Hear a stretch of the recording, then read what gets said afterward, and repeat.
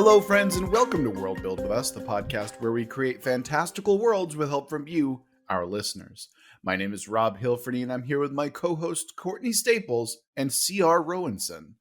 Clark, great to have you back again. I'm gonna stop making a point of calling you out from now on, because at this point, you've lost all your special privileges. Oh man, I don't feel special anymore then. All right. To be fair, no one should ever feel special ever, just as a life philosophy. But words of wisdom there. Yeah, exactly. If you never hope to achieve anything, you'll never be disappointed. Wise words. So, whoever submitted this prompt, you can feel good that they picked it, but don't feel too special. That's the message here. Yeah, that's true. That's true. Unless you submit a prompt, then you can feel special and accomplished. That's fine. Well, with all that out of the way, I suppose we can just roll right into the prompt. We have a new prompt from a new listener. Axel has submitted this to us with the following prompt. Take to the skies. In this world, hot air balloon travel is the predominant mode of transportation.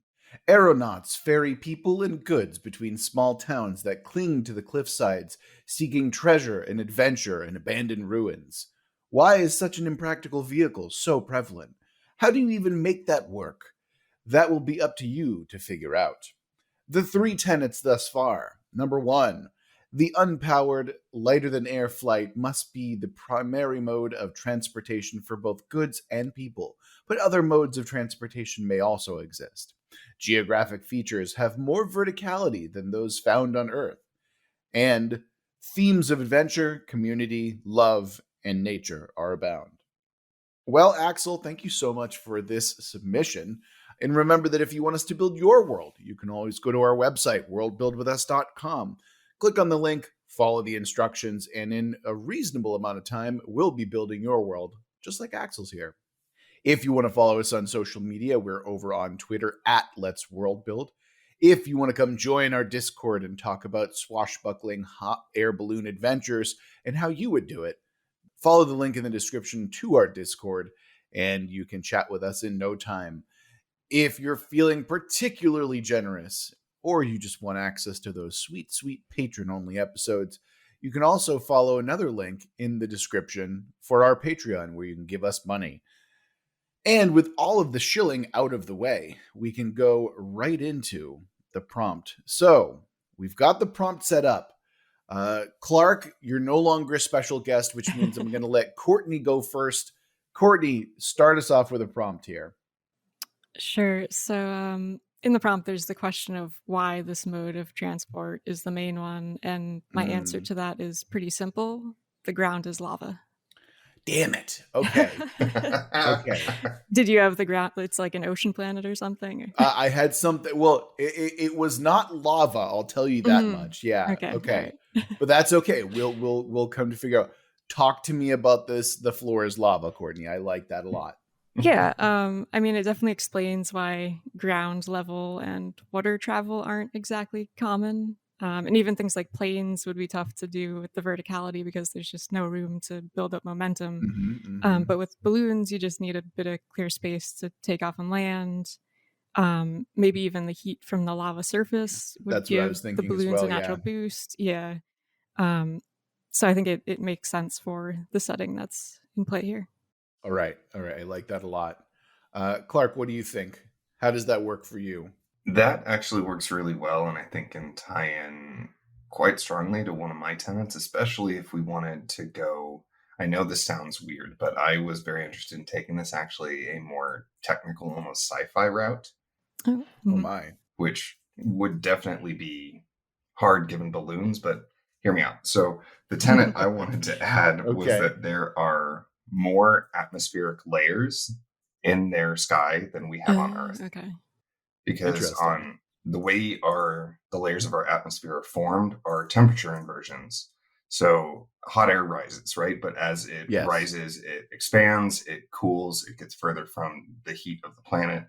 It cools off, and then it just goes backwards because now it's exposed to more sun, and it's just a reversal of these temperatures over and over again. And what that does is that gives you tons of bands of different air density, which could be really valuable for air traffic control, especially with hot air balloons, and having tons and tons of exposed lava, intense heat, might actually make those swings more severe and more frequent. So I think that actually ties together really, really well. Very Interesting. Cool. Yeah. Clark, I'm not gonna lie. Whenever I hear technical stuff, I do tend to zone out for a little bit. So you can ask Daniel. I do the same thing with him too. But no, in all honesty, that is a very interesting kind of explanation for what we're going through here. I'm curious as to what the greater implications of that might be, if there's more layers of air pressure and stuff like that. That seems to be like a kind of a big deal, right? Yeah, and I really got swept away by the prompt when I thought of this, because it was like, why would this work? The main thing with those layers is it would really promote different types of balloons, because then transitioning between the layers could actually be more difficult depending on how big the temperature swings are. Interesting. That is cool. Because if you go from a fairly cold layer to a fairly hot layer, the density of that layer is much, much lower. So you are going to need more lift to rise through it than you will through a colder layer, because it's a factor of buoyancy. So it would actually make it easier for people to have basically vertical lanes, and that can be both in terms to access structures or stuff. If there's giant towers or mountains or anything like that, it would make it easier to home in on where you need to go. It'd also make it easier to kind of navigate and make some very interesting combat, because it's about sliding through the layers to gain the advantage on your opponent and that kind of stuff. Yeah, that is really interesting too, because when you tend to think of combat, it's almost always on a horizontal plane, right? Especially when I tend to think of like ship to ship combat, we're talking about sailing, the age of sail and piracy and stuff like that. That is very important. So now I'm thinking of, well, the most important thing is how quickly you would ascend in this world, right? In a hot air balloon, because I imagine, as Obi-Wan has said, once you have the high ground, that's pretty much it, Though I mean, there are issues with ascending and descending too fast. It like throws off your sort of internal balance and can lead to some nasty effects too. Absolutely. So I'm assuming that gum is going to be really important in this setting. So I love the first two tenets except Courtney's, and I'll get into why right now. Because my first tenet was also geographical, which I think we can actually square fairly easily here. My first tenet was, I was also thinking about why that reason, why people wouldn't be able to travel on the ground would be. I didn't come up with lava. I came up with a roiling sand sea instead. So the reason that you wouldn't be able to travel long distances, because the earth would basically split beneath you, or you'd get caught underneath a sand wave or something like that. And I was thinking that the reason that cities and other places are so vertical is because they need to be, because there's such little stable ground, such little stable earth to build on, that it's like, we have this small area. The only option we have is to build up and like keep going up. That's what I started out with. So how do we square this between you and I, Courtney? Is this a knife fight? Is this a dance off? Like, what are we thinking here? I think I would lose both of those, but no, I'm probably true. You've never danced a day in your life. I've seen you at my wedding. Yeah. Quickly moving on from that. I'm picturing like maybe the poles are where the sand storm things are, because it's like cooler there, so it's not actual lava anymore. And maybe there's like geographical features like rock spires or something that jut out of the earth, and that's where things are built up. Interesting.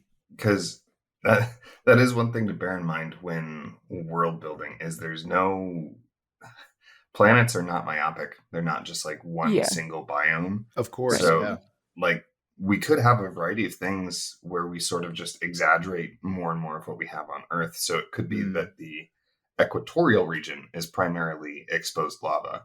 And then as you get up into where the desert bands would be, because you can actually calculate where those are based off of your convection cells and stuff on how fast your planet is spinning. And I'm not going to put you to sleep, Rob, I promise. But those areas where it's desert could be the high, like the roiling sand deserts. And I don't know. This is all clicking really solid for me because in those deserts, you could essentially have hoodoos, which are those pillars of stone you see at Bryce Canyon and that kind of stuff. Yeah, that would be really cool. And I do like the idea of like kind of just ramping up Earth's climates to be more extreme. Yeah.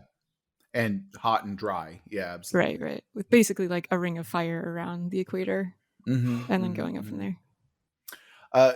Now, I feel like this should help things a little bit as well, because I wanted to actually scale down the setting just a tiny bit, because I was interested. I know that this says world, but I thought that it'd be far more interesting if we kept our world building to a scope of a nation.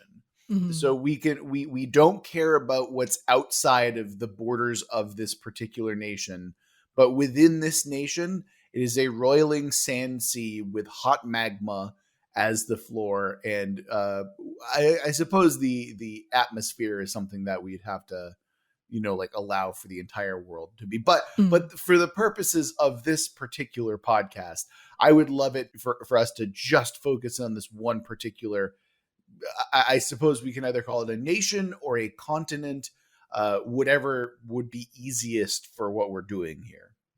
Yeah, I'm cool with that. Focusing on like a single region makes sense. Throwing off my groove. Like everything I have is big planetary stuff. No, it's fine. Part of the reason, though, I brought that up is since we do want to have that sense of adventure. Like if somebody was telling a story here, even with a nation that comes from the sand sea, just understanding that there are these other things potentially out there are going to be great sources for adventure settings. Absolutely. Yeah. But now I'll back off and we can focus in actually after I give my second tenant, because that is another kind of global thing, but I don't have to do that right now. Well, I did want to focus on something that you said just now, Clark, which is, yes, the setting says world, and there is a focus on adventure and whatnot and community, love and nature. So I'm like, those are all easy to do within a particular region or like continent, right? Very true. Adventure, I was thinking, because we have a sand ocean that, much like, the great sand dunes will come and like cover stuff and then eventually erode away with the winds, that we could have something like that. But the caveat and twist is now these are buildings that can withstand not just a roiling sea of sand, but also lava as well. So you are essentially, whenever you go dungeon diving, you're essentially baking yourself in some cases, right? Because it's like you're burying yourself in sand, and then there's also the heat. So I don't know, you're in a convection oven, which adds a very real sense of danger whenever you're deciding to go and find some treasure. Have you guys seen lava fields? Not personally, not in person, but I've seen photos and videos. So I think if we're wanting to focus in on a region, that could be how we really merge those two, because both lava and water are kind of weird with the paths and stuff that they'll carve out. So it could be that they are on just one massive lava field in areas that are cooler, with it just magma where it hasn't come to the surface. It's all black sand because it's all this hardened basalt and lava that has then been eroded and chipped away. So you have to be careful because the sands might shift and it might part and drop you straight into into a vein of magma, or lava may spew up at any time. And like that's just a hidden danger of this already dangerous black roiling sand sea. Of course, there's also going to be the adventurer folks who are like, I was abandoned by my party and I was walking, I was trekking back to, the outpost or whatever, when the ground opened up and all of a sudden I slipped into a dungeon and now I'm a wealthy person because I just so happen to walk out with a bunch of loot. There's going to be that self-made accidental millionaire type person, that lots of people die trying to replicate. Of course. Yeah. So Clark, I think now is a good time that we can transition over to your second tenant, just to see what kind of world shaping, world changing events we got going on. So why don't you hit us with that? I think it actually all starts to meld together pretty well, because what I wanted to add, my second tenet, is that there are more numerous and stronger trade winds on this planet. I like that. Mm-hmm. Yeah. And for anybody not familiar with them, trade winds are just winds that travel consistently in a single direction. Mm-hmm. For us, they're primarily along the equator, but they do happen anytime you have a convection cell inversion. Not going to get into the technical details, but if we built up this planet so it had more of those, it could have numerous ones that are flowing faster and are closer together. So rather than being like 30 degrees latitude apart, they might just be like 10 or 15. So even a single country or a single continent might have multiple pairs of trade winds. So like if you want to travel east, you have to go up here and ride that wind. And if you want to go west, you have to go down or past the eastern trade winds to get the paired west wind. First of all, I want to say that that's a really cool and fun idea, because what you're essentially creating are highways just with, the wind, basically, right? The other thing that I want to point out, which is very important, is these trade winds have to be reliable. They have to be knowable. So there are maps that have these trade winds available. And I think another way that we can approach this, Clark, is when you're thinking vertically, right? It's not just about the horizontal trade winds. There's going to be maps that are vertical as well. So when you say they're more numerous, yeah, you're going to be able to find updrafts and downdrafts a lot easier. And again, in a setting like this, it's going to be a lot more important when you're basically like balls out in like trusting the wind to carry your hot air balloon. And I got really excited by all of these ideas, because one of the things that most of the games that I play that focus on adventure never seem to quite get a handle on the exploration encounter and exploration facet. And just with this kind of setup, with what we already have, the exploration and getting to your location is going to be just as tense and just as interesting as possibly the dungeon itself. Absolutely. Because you are going to have to be paying attention to the lava fields, because when there's an upwelling of lava, that's going to create some large updrafts and thermals. And that's going to mean the more stable places in your sand sea are going to be between the bands of the trade winds, but there's less wind, so getting there is going to be trickier. And just all kinds of ideas are starting to click together. Absolutely. Yeah. Absolutely. Yeah, definitely. I will say, as an aside, that one game that does really capture the exploration well, I think, is Valheim, where you play like a Viking explorer in the afterlife. And it does a lot of things really well, including ocean travel, where it feels very exciting, but also very tense, because the weather can shift and you can be caught in a horrible storm and sea serpents and all that stuff. So would recommend. I know that we've brought this up before, but I agree with you, Clark, that exploration is very difficult to emulate in a tabletop game. Like I feel like what Valheim and other, exploration heavy games, like I would love to shout out Elden Ring, because it's consumed my life for like, the last month and a half or whatever. But I think what's really important about games that give a great sense of exploration is that there's almost always a visual component to them, where the awe that you experience through travel is kind of the reward. And I find that that's very, very difficult to emulate in a tabletop game. I found that in tabletop games, exploration often comes down to, well, you can't crest a vista and see, like Bryce Canyon for the first time, or you can't climb a mountain for the first time. That sense of awe is not really there when it comes to tabletop, because you're often doing it theater of the mind, or like you can't draw a picture fast enough in order for you to like really get inspired in that way.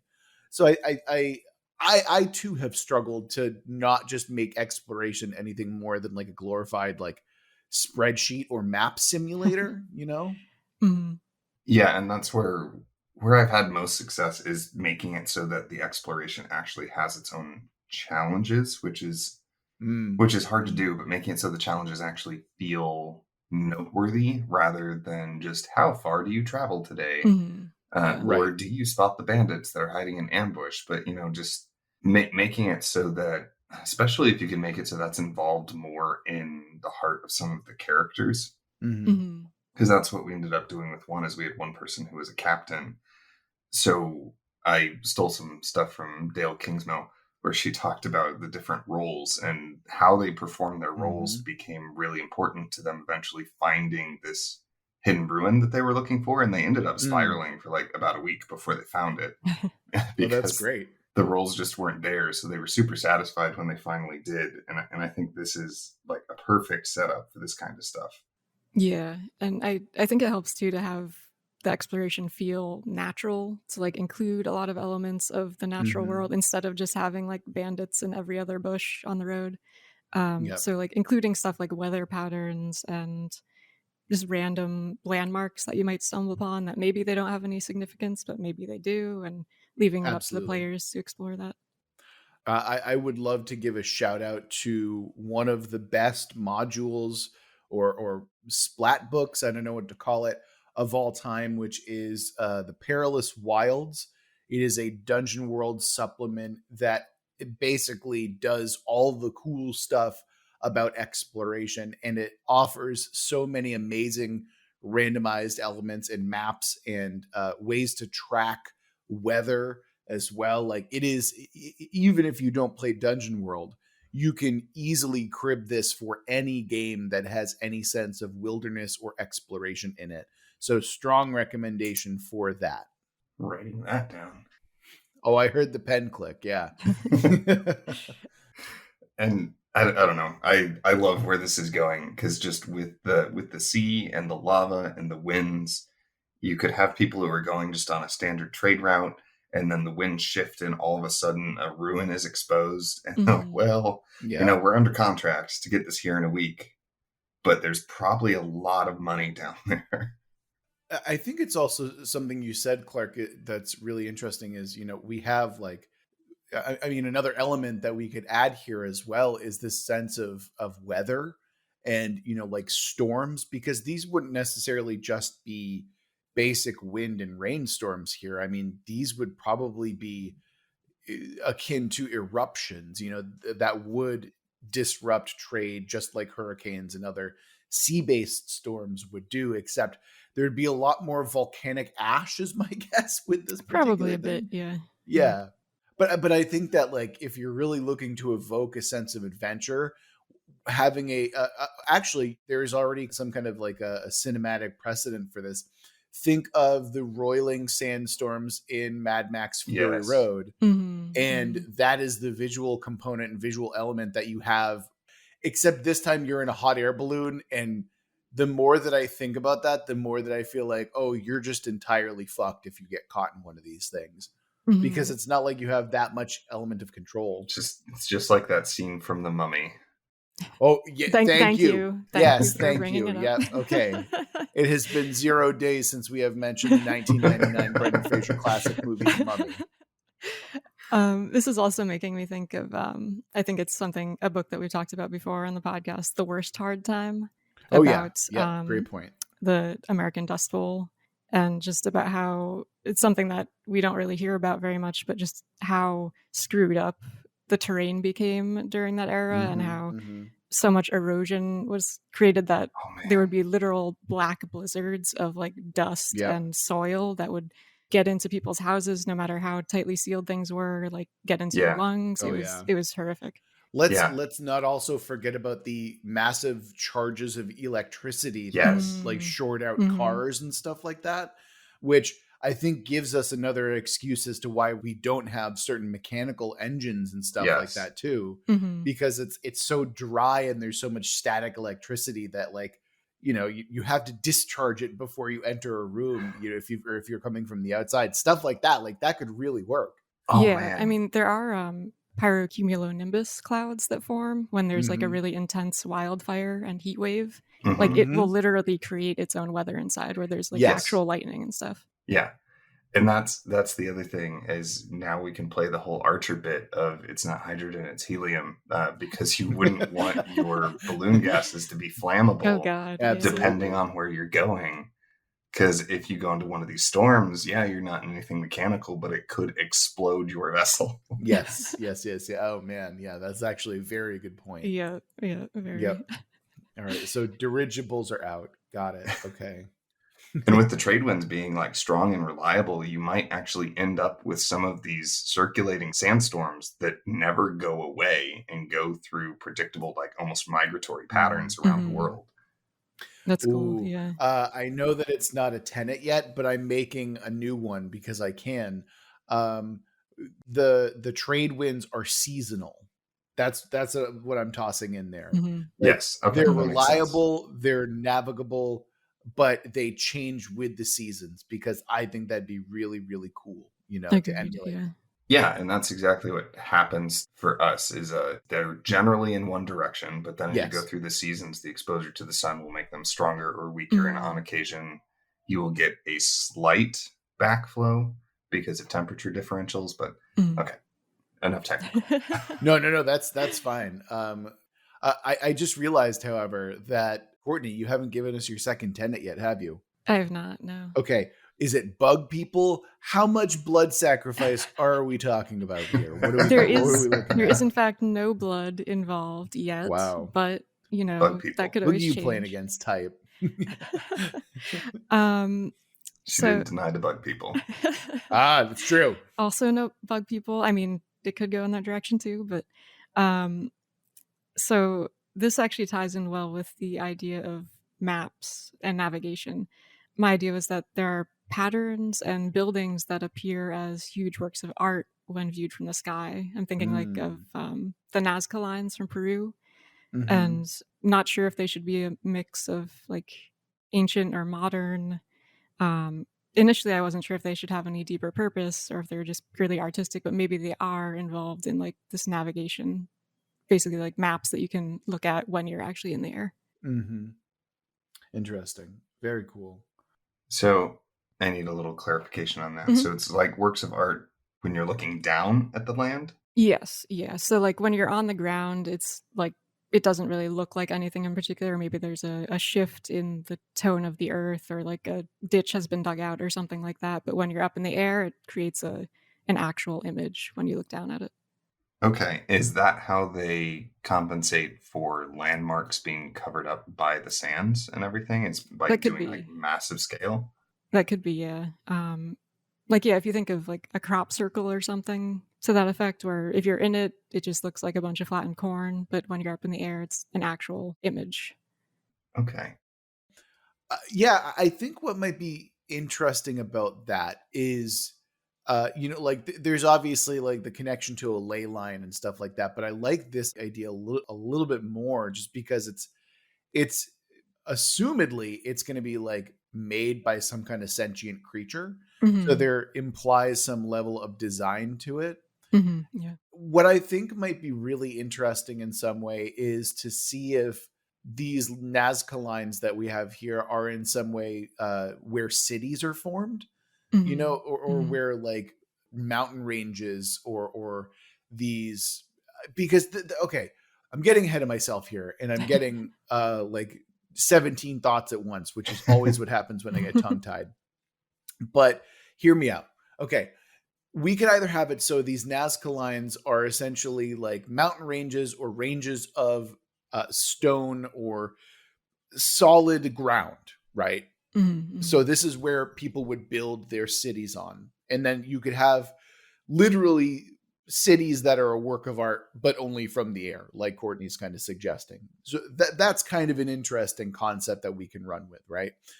But I also have a question. See, this is the problem with my brain when I try and do 4 things at once.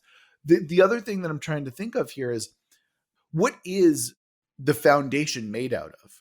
The assumption is stone, of course, but the idea that we have a sand sea mixed with like lava and magma movements, I kind of want it to be metal.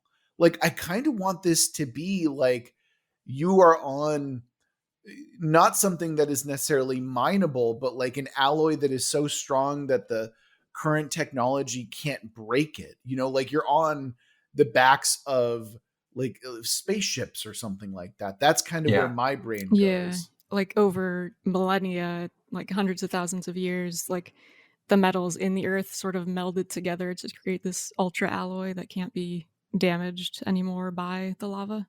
Yeah, imagine like lava and sand like coming together to form, where we would have, mountains, where the crust kind of meets crust and pushes Oh, up. This is like all of the metals getting like Yeah, yeah. swirled and pushed together, and they are iron mountains, except much, much stronger. Right. That's super cool. so you would also have cities of glass Yeah. and Ooh, that'd be obsidian. Yeah. cool too. That Yes. would actually be, we could have like combinations of both as well. That would be Yeah. really Mhm. dope. Mhm. And then would that also like kind of satisfy your cities as art type thing, Courtney, or you're looking for something more deliberate than that? I think more deliberate, but I think it can work. I'm even picturing like if somebody comes across some giant obsidian boulder, essentially, like literally carving out Mhm. of it to make settlements Yeah. Yeah. and visual things that can be seen from the sky. And also, I'm a big fan of taking all of the ideas and throwing them in. Like, I think there's plenty of room for both because this would lead to some very interesting societal stuff, right? Mhm. Where there's Yes. certain regions where you have the Iron Mountains. I'm also picturing some stuff where you have like those deep sea volcanic vents, right, that Mhm. form. Mhm. Mhm. If you did something like that, but that ended up being almost like a metallic and glass composite coral thing that's formed up. Ooh, yeah. Ooh. So like different regions would have different things, and you have a couple regions where it seems way too symmetrical and way Mhm. too That's organized and cool. intentional. Yeah. Mhm. And then the people there are going to have all sorts of theories about like how it was created. That's going to be part of the Yeah. religion. That's going to be part of their Mhm. identity. And that is going to be a great mystery that people could explore if they picked up this world in terms of this area is symmetric because they don't know it, but they're actually building on top of an intergalactic destroyer. Yes, that's kind of what I'm Mhm. thinking as Yeah. well, is that Yeah. you could either have it be natural or you could have it be the product of, this kind of geographic or geological rather phenomena that happens in this particular region. Mhm. Yeah. Uh, now, when you said societal, Clark, I couldn't help but think that these cities that we're talking about that are built on, obsidian and all these other incredibly heat resistant materials, I'm guessing that at the very, very bottom of these cities are going to be where the slums are, just because of how hot and uncomfortable Mhm. it's going to be. And then Yeah. I could even see something like, the further you go up, the cooler that it gets. And so like the idea that, being cool is a sign of wealth and power and status within this society. Like that's where Mhm. my brain kind of goes too. And depending on how towering these structures are and how short the atmospheric layers are, this might be something that inverts with the layers, right? Where Mm, it's not about Mhm. being the highest, it's about being in the right range. Yeah. exactly. Yeah. Yeah. I was thinking that as well, where, you can go as high as you want, but then it gets too cold. And so maybe it's like a slum sandwich where the top it's too cold, the bottom's too hot, and then in the very middle it's San Diego, like that type of thing. They Mhm. have vertical temperate bands. Yeah. Mm, Yeah. yeah, yeah, yeah, yeah. Absolutely.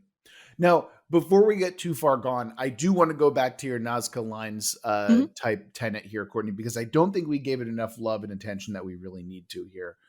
Let's go back to that. Let's talk a little bit more about that. Let's talk about why you want to add that to this particular world and what you hope to get out of it. I think I was thinking about it in terms of adventure and the Mhm. adventures that it could spawn and maybe potential directions that it could give or symbols that would direct people in certain ways, possibly like a history of what had happened previously and leading to sort of interesting archaeological things. Gotcha. So it might not be a Nazca line, but it might actually be something like a crop circle or, like giant glyphs or ciphers or something like that, where it's the world alphabet essentially, right? Mm, interesting, yeah. And I guess going back to the theme of community too, it could still be going on. Like maybe people have been inspired by seeing these and they've started to create new ones that might just be works of art or might again have some deeper meaning to it. I love that because where I lived at in California, there's a really high density of petroglyphs. and there's an area that you could go out and visit. And when you go out, there's all of the very old ones, people hunting and all of that. But somebody snuck out there and made their own petroglyph of like a Ford pickup. Oh my god. It was really well done, and classic. it looks like exactly like the others, but that's what it made me think of. Yeah, now I'm just picturing now being up in a hot air balloon on our planet and like doing some serious kind of archaeological studies and trying to figure stuff out and looking at all these glyphs, and then there's like a giant dick over on some hill. Of course. We call that the Blades of Earth. That one is Bob was here. Like well, that's actually kind of an interesting way to approach this, because there is this element of mystery and adventure that you're kind of trying to invoke here. But I think what we can also do with Clark's kind of weird suggestion is we can have some that are man-made, that are like community-made, deliberate choices to be like, we're building our city in this way because this is our identity and this is what we believe in. And so you have this mixture of natural and or, you know, quote unquote natural, like the stuff that was already there, and then the stuff that is far more deliberate. And it could be a vanity project. It could be a legitimate work of art. Like there's actually something that we can really do here with these things. Yeah. And also like the idea of taking an existing one that you stumble across when you're trying to form a settlement and building upon it and making that like pre-existing thing your identity. Absolutely. Like, oh, this is in the shape of a phoenix, so now we're going to be the Phoenix tribe or something like that. I think that if we prescribe cultural importance to these glyphs and make them like marked identifiers of where you come from and who you are, I think that's going to be a great way that we can really add a lot of depth and flavor to what we're talking about here. I love that. Yeah. Agreed. So thank you, Ford person, for creating the Ford petroglyph, because that ended up being somewhat inspiring here. Surprisingly. Very inspiring. Yeah. Oh man. Okay. One thing that I wanted to kind of bring up before we move on too far is we were talking about the different atmospheric layers and the trade winds and how balloons kind of function between layers. Yes. And I'm imagining that there would be some derelict like balloons still just kind of floating out there. Yes. And you could even have like Cloud City type stations like that people have purposely built in like certain parts of the atmosphere that they know are very stable, that they know it's not going to like collapse anytime soon. Oh, how creepy is it if you got to a certain layer and it's like the stillest air you've ever felt, like to the point where when you breathe, it feels wrong, you know, like it's just how the certain atmosphere works. That's actually a really cool idea, Courtney. I love that. And there's just a bunch of balloons and craft and even like larger stations that are just floating there, dead in the air. Yes. Yeah, I was inspired by I read something a little while back that was saying like talking about colonizing Venus and saying that the most realistic way to do that would actually not be to do anything on the surface because it's awful and like horrible and would immediately kill you, but to actually like set up something like that in the atmosphere because it's just so like dense there. You could stick something there and have it just float. That's really cool. Mm-hmm. That's a really cool idea. And I mean, of course, you can have the ghost ship area, but you can also have a legitimate settlement as well. Mm-hmm. Yeah. Mm-hmm. That's great. That's really great. Okay. So yeah, I feel like we're at a point where we're ready to move on and talk about the greater kind of questions about this setting that we have going on, right? Mm-hmm. One thing that has been consistently troubling me as I'm thinking about this setting is two things. And they're both resources. Number one, what's the main building material that we're working with here? And number two, I have to imagine that rain or water is going to be a major, major, major resource within this world. Yeah. Because from what we're talking about, we've got sand seas and magma and lava, but no actual water seas there. So that is something that I think that we have to talk about and think about just a little bit. So, Clark, I'm sure you've got some sciencey explanation about this. So, I mean, by all means, take it away. Yes, yeah. One of the things I was thinking about is in terms of the crafts. I think it would be really cool if there were lots of scavenged materials for one, and even bones, just bones of behemoths and giants and other creatures that are just found in the desert and brought back, would make great aircraft in terms of strength versus density. But I'm picturing people who go water harvesting through storms, right? They're literally collecting clouds and condensing them. Oh, that's cool. In order to bring back water. And it becomes this really weird risk reward thing of you want to get as much water as possible, but you still need to be able to fly back to your destination. And it's kind of like World's Deadliest Catch, except you're just trying to collect water instead. That's really cool. Yeah. I have a question, and Clark, you might be able to help me out with this. So if water, like if a rainstorm comes through, right? In the area that it's trying to land in is so hot that it doesn't even hit the ground.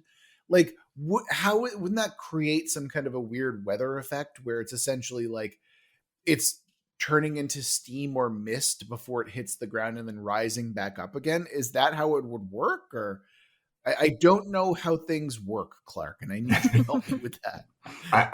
I'm trying to think through what the experience would be like up in the storm, but you actually see that a lot in the desert, and it can be very frustrating because you're looking out in the distance, seeing a rainstorm coming, and you see the rain falling. So it's just, there's the clouds, there's a layer of gray, and then there's the land, which is untouched. Oh, wow. That's weird. Because it's falling and evaporating before it lands. But what that will do is that will create layers of higher humidity. So it is higher density zones that come with it, because even though it doesn't fall as rain, there's still high moisture in the air, high pressure fronts. That's going to affect how, interestingly enough, when a high pressure front comes in, or like a high density cloud, that's actually going to lift the balloons up more, because we don't really think of it this way, but hot air balloons are all about buoyancy equations. And the denser the surrounding material, the stronger the force of buoyancy. You're right, Clark. I don't think about buoyancy equations. But when it evaporates, it's not going to be like boiling and steaming and damaging, right? Because our sweat works via evaporation, but that doesn't burn us. So it will just be an area that is extremely humid. The water is going to be condensing on everything if you're in that storm. And it's just going to be really uncomfortable. You're going to be both really hot and really cold. Is there a way that you could snatch the condensation out of the air?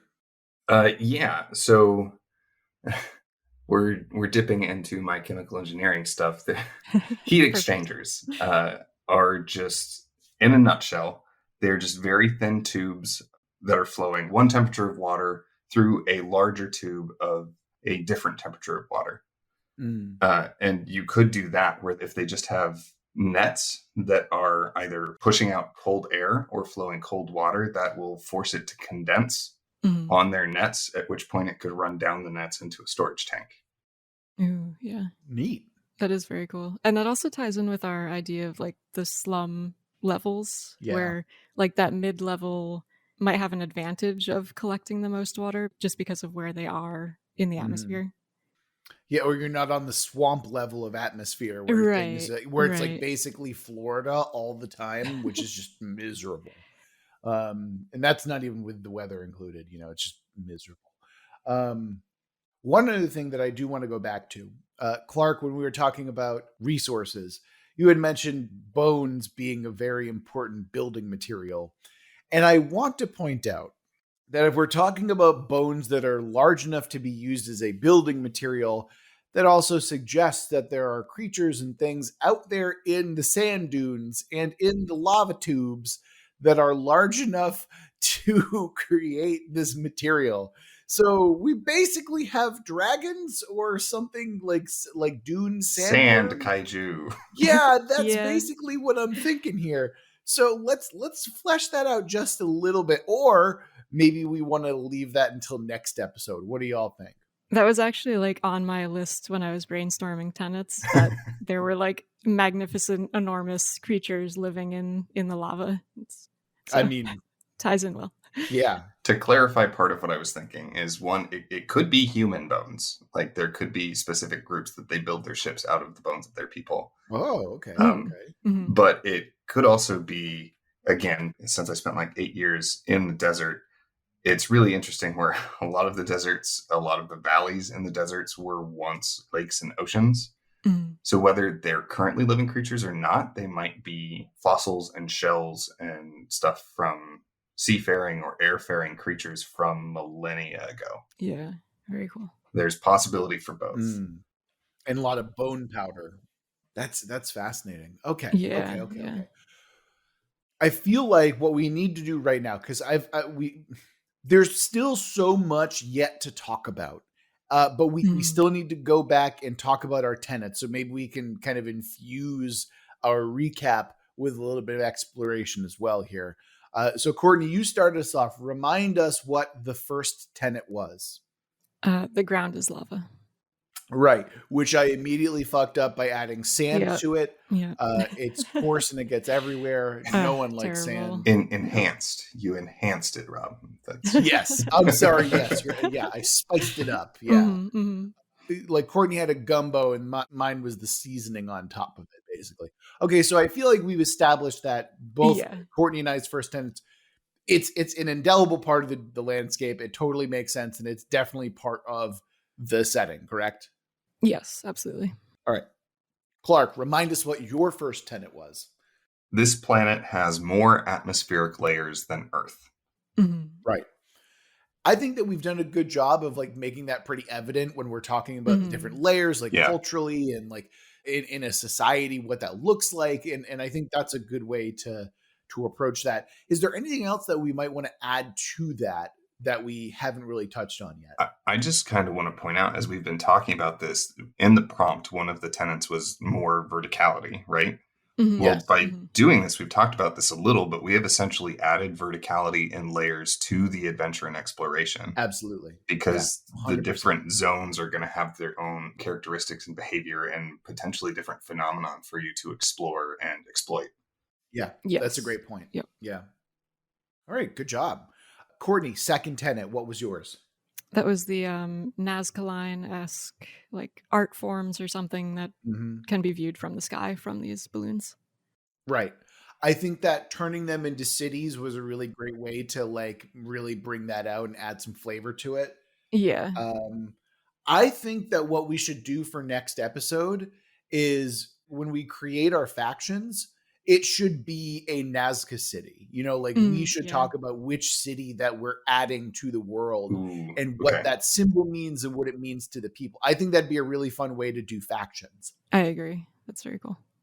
All right. And then Clark, your second tenet. My second trade tenet, winds, right? Yeah, tell me all about it. This was another world shaping thing where there are more convection cells leading to stronger and more numerous trade winds. Gotcha. And I think that we've done a good job of adding that. It ties into the different layers of atmosphere. I think that by having the verticality aspect, that helps out with the trade wind stuff as well. And then we have the seasonal aspect. I think that we've talked about that pretty well. Yeah.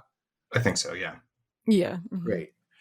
One thing that I do want to point out, by the way, is that when we have something like that, you know, when we have these natural trade winds, certain geographic areas that are actually fairly close might be a lot harder to get to. Yes. Because of the way the trade winds work. You know, it could be a matter of, you know, you're trying to go from, you know, like the Phoenix petroglyph to the, you know, to the rock snake petroglyph. And by the crow flies, it's not too far. But if you take a hot air balloon, it's going to take weeks to months. Yeah. Realistically, probably months. But if you take the trade wind route, which takes you through 3 other different cities, you shave half the time off or something like that, right? Yeah. And also there's the fact that landmarks in cities can interrupt and divert the trade winds.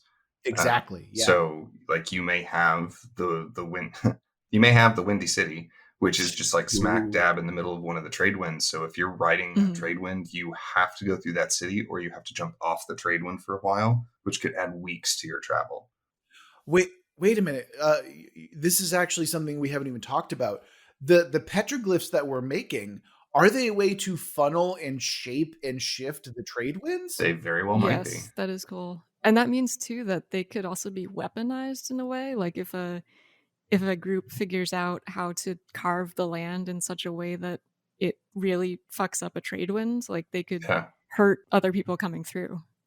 Or it's just a defense mechanism, you know, you know, the city's on lockdown and all of a sudden like these things come out and fold together and the wind just completely stops, which means that the war party that's coming in are basically sitting ducks to whatever volley the defending city is sending out there. Right. And the defending city has aircraft with short range engines, which gives them maneuverability in dead air. Yes. Oh, there's so much. Oh, that's so cool. Okay. That's really cool. Fuck. Okay. That was your second tenet. I think we've pretty well established that so far. Yes. Oh yeah. Yeah, definitely. Great. Okay. My second tenet was that we were keeping this to a geographic region rather than an entire planet. I feel like we've done that pretty well. I think that what I'd like to do to emphasize that is something that I've already suggested, which is just sticking to cities within this particular region in terms of like factions and stuff like that, which I think we can definitely dive into a little bit deeper next time. Plus, I think that, you know, when we're thinking vertically and we're thinking about this geographic area, think about like the size of Australia. And I think I'm cool with that. And then what that also allows is we can talk about the outside world. If you were, say, like a Daniel type, you could be like, well, I'm bringing that into the next session and stuff like that. What we're talking about is from the outside. And that's cool. That's totally fine. But I'm fine with the kind of regionality that we've got going on here so far. Yeah, this is really cool. Agreed. Great. So we're at the point. We've recapped our tenets. We've got a really interesting setting that we've got going on here. What I'm going to do now is potentially fuck it up by rolling the twist. Now, one thing I want to say is that I always say that we're going to fuck it up, right? But I want to point out that the twists are always fun and always interesting. So when I say that, I don't really mean it. I feel like some people take that a little bit too literally. And no, that is just not the case here. It's like fuck it up in a fun way. Yeah, exactly. Yeah. Exactly. All right. So with all the recap out of the way, I'm getting excited. I want to know what the twist is. And the twist that we're dealing with this time is, now add in some undead. That's going to be awesome. That's going to be so cool. I cannot wait to talk about this. I already have a million different ideas. Yeah. I'm ready to go. That's awesome. Oh, man. Okay. Absolutely. All right. So this is it. Thanks again to Axel for submitting this particular prompt. I hope you've enjoyed what we've done with it so far. And remember that if you want us to build your world, you can always go to our website, worldbuildwithus.com. Follow the link and the instructions, and within a reasonable amount of time, we'll be building your world. If you want to follow us on social media, we're over on Twitter at Let's Worldbuild. You can follow us there. That's about it. If you want to come talk to us on Discord, where you can have world building discussions, tell us about how you would do your Nazca City, all that cool stuff. Follow the link in the description of this very episode, or go to our website. There's a link for it there too. And of course, if you're feeling particularly generous, you can always go to our Patreon with the link for that in the description of our website and give us money, where you'll get access to patron-only episodes, early episodes, and, you know, an exclusive lounge in our Discord. Now, that's going to do it for this episode of World Build with Us. Remember that we love you very much, and we're going to get through this together. Until next week.